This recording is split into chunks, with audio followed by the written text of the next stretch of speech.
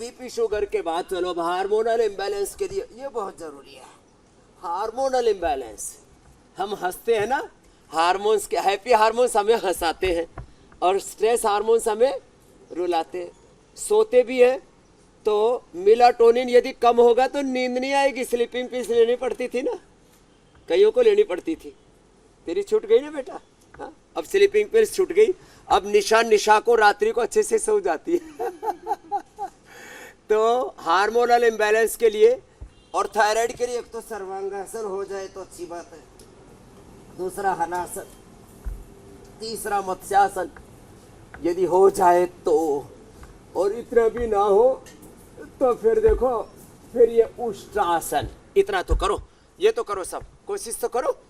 हाँ बैठे बैठे टुकर टुकर देख रहे हो मुझे, ऐसे करो ये, फिर थायराइड के लिए ये, और इतना भी ना हो तो इतना कोशिश तो करे। कोशिश करने वालों की कभी हार नहीं होती और बैठे रहने वालों की नैया पार नहीं होती। चलो सिंहासन करो,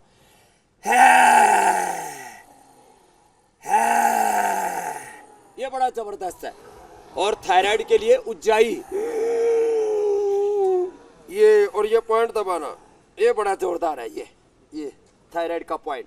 अच्छा देखो, कुछ एज रिलेटेड प्रॉब्लम्स है। आजकल तो छोटे बच्चों को भी थायराइड होने लग गया। बाकी ये ज्यादा फ्रिज का खाना खाते हैं, जंक फूड ज्यादा खाते हैं, खट्टा मीठा तीखा ज्यादा, जितना भी ये उल्टा पुल्टा खाते हो, over eating, unhealthy eating, fast eating, बासी भोजन, विरुद्ध आहार, इससे थायराइड होता है। ये पॉइंट दबाओ, हाथों में भी पैर में भी। और हाँ, एज रिलेटेड एक और प्रॉब्लम है। उम्र बढ़ते बढ़ते पुरुषों को प्रोस्टेट की प्रॉब्लम, माताओं को यूटीआई की प्रॉब्लम, कपालभाति, गोखरू धनिया का पानी, उसके लिए बताते हैं। ये पॉइंट दबाओ, ये बड़ा जबरदस्त है ये। और ज्यादा ही हार्मोनल इम्बैलेंस हो गया है, शीर्षासन अभी मैंने बताए थे, अनुलोम विलोम करो। और हाँ, सुबह सुबह गाय का घी 1 चम्मच खाओ, 1-2 चम्मच घी खाओ और 100 साल तक निरोगी जीवन जियो। लोगों को आजकल अल्जाइमर, डिमेंशिया, पार्किंसंस और चमड़ी के रोग, हड्डियों के रोग, इम्यूनिटी कमजोर, पूरी हालत है। 2 चम्मच घी खाया करो खाली पेट। जो ठाड़े तगड़े हैं, जो कमजोर से प्राणी है, 1 चम्मच खा लिया करो और 100 साल तक चेहरा चमकता रहेगा जैसे सूर्य का चमक रहा है। इसका तो कपाल भाती अनुलोम विलोम करके चमक गया। जीवन काबू में नहीं है।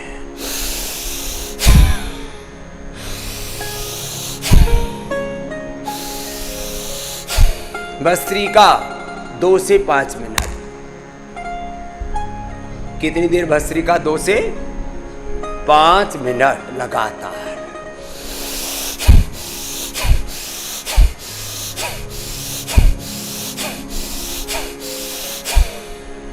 ऐसे भस्त्रिका।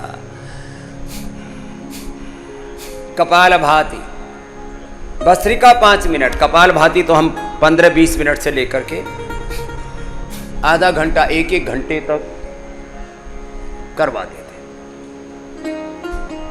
पूरी ऊर्जा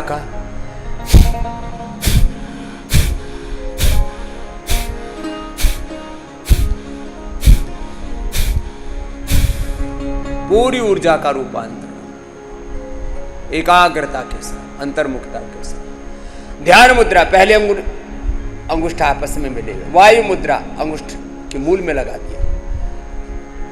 शून्य मुद्रा, मध्यमा और अंगुष्ठ आपस में मिले हुए। वर्ण, पृथ्वी मुद्रा, वर्ण मुद्रा, शक्ति मुद्रा, अपान मुद्रा, पंचमहाभूत मुद्रा, ब्रह्मांजलि मुद्रा। किसी भी एक मुद्रा विशेष में दोनों हाथ मूलबंध लगा हुआ है। कपालभाति में भी, अनुलोम विलोम में। उड्डयन बंध प्रयत्न पूर्वक लगाना पड़ता है ऐसे।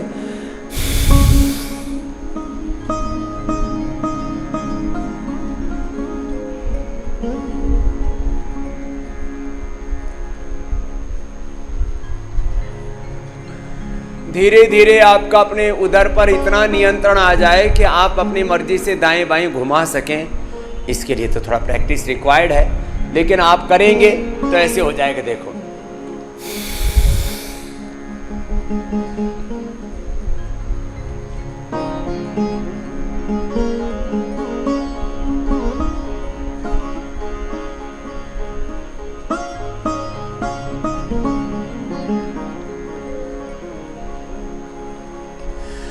इतना करने के लिए तो अपने ऊपर नियंत्रण करना पड़ेगा ना।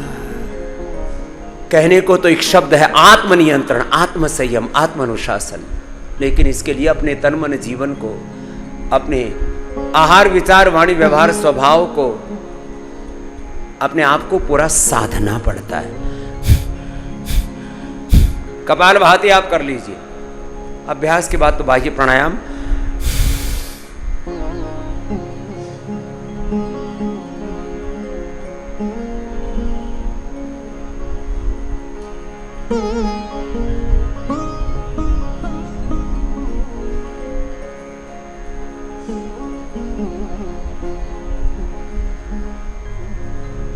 ऊंचाई गले थायराइड के लिए, टॉन्सिल के लिए बहुत जरूरी है।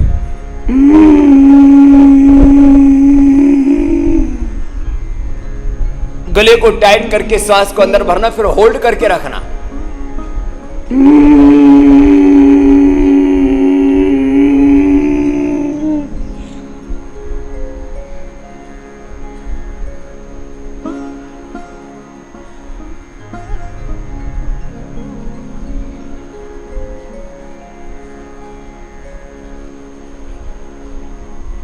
होल्ड करके 10-20 सेकंड, फिर दाएं आंख बंद करके